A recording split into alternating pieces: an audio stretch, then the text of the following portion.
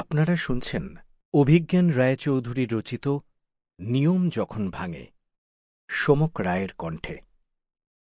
গল্প চাণক্য।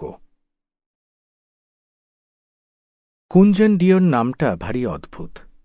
আরও অদ্ভুত এখানকার আবহাওয়া। দুপুরের বাতাসে যেমন আগুনের হলকা, তেমনি সন্ধে হতে না হতে বাতাসে হিমেল ছোঁয়া।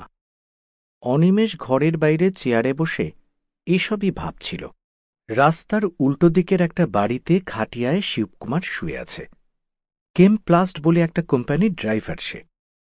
খাটিয়ার পাশে চাতালে বসে তার স্ত্রী ও দুই মেয়ে চাঁদের আলোয় বসে সপরিবারে গল্প করছে। তারই পাশের বাড়িতে থাকে এম.এন. কৃষ্ণন, বাজির ব্যবসা। ভেতরের ঘরে মেয়েকে পড়াচ্ছে। এখানকার অধিকাংশই এরকম। সন্ধেবেলায় সব কাজের পরে হালকা মেজাজে সবাই মিলে গল্পগুজব করে। অনিমেষের সে উপায় নেই। এখানে এক বহুজাতিক সংস্থার সফটওয়্যার কমিশনিং ইঞ্জিনিয়ার হিসেবে ও কিছুদিন হল এসেছে। সিসকল, পুরো কথায় southern iron and steel company limited. সিসকলে নতুন যে ব্লাস্ট ফার্নেস চালু হতে চলেছে তার পুরো সফটওয়্যারই অনিমেষের লেখা। তাই দিন নেই রাত নেই কাজ করে চলেছে। আর কয়েকদিনের মধ্যেই ব্লাস্ট ফার্নেস চালু করতে হবে।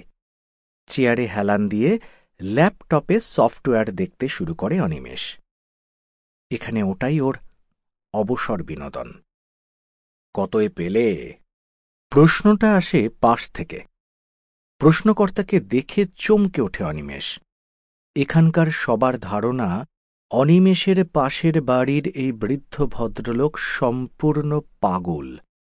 তার উপরে এরকম জায়গা যেখানে তামিল ছাড়া অন্য কোনো ভাষা শোনার কথা ভাবাই যায় না, সেখানে একেবারে বাংলা। ধাক্কাটা সামলানোর আগেই ফের প্রশ্ন, ল্যাপটপটা কতই কিনলে? এটা আমাদের কোম্পানির, ঠিক জানি না, তবে খুব সম্ভবত ৭৫,০০০-এর কাছে পিঠে। তা আপনি বাঙালি? হ্যাঁ। পলি তরবরিয়ে উনি অনিমেষের বাড়ির গেট খুলে বেরিয়ে পাশের বাড়িতে ঢুকে গেলেন। অদ্ভুত লোক তো। এখানে এরকম প্রত্যন্ত জায়গায় আরেকজন বাঙালির দেখা পাওয়াটা রীতিমতো ভাগ্যের ব্যাপার। অথচ উনি আলাপ পরিচয়ে বিন্দুমাত্র উৎসাহ দেখালেন না। এখানে প্রায় ২ মাস হতে চলল অনিমেষের, কিন্তু পাশের বাড়ির ভদ্রলোকের সঙ্গে কথা বলা এই প্রথম। অনিমেষ লক্ষ্য করেছে রোজ গভীর রাত অবধি পাশের বাড়িতে আলো জ্বলে, খুটখাট শব্দ হয়। পাশের বাড়িতে ওই বৃদ্ধের সঙ্গে থাকে একজন কাজের লোক। তারও হাবভাব বাবুরি মতো। নিতান্ত কৌতূহলী হয়ে ওই ভদ্রলোক সম্বন্ধে বাড়ির কাজের তামিল মেয়েটিকে অনিমেষ জিজ্ঞাসা করেছিল। উত্তরে সে মাথার দিকে আঙুল দেখিয়ে মুচকি হেসে জানিয়েছে পাইত্যাম, অর্থাৎ সম্পূর্ণ পাগল। ওই একই উত্তর আরও কয়েকজনের কাছে পেয়েছে। তাই পাশের বাড়ির থেকে দূরে থাকাই ঠিক করেছিল অনিমেষ। কিন্তু আজকের ঘটনায় ফের আলাপ করতে মন চঞ্চল হয়ে উঠেছে। পরের দিন অনিমেষের কাজ থেকে ফিরতে ফিরতে রাত ৮টা হয়ে গেল।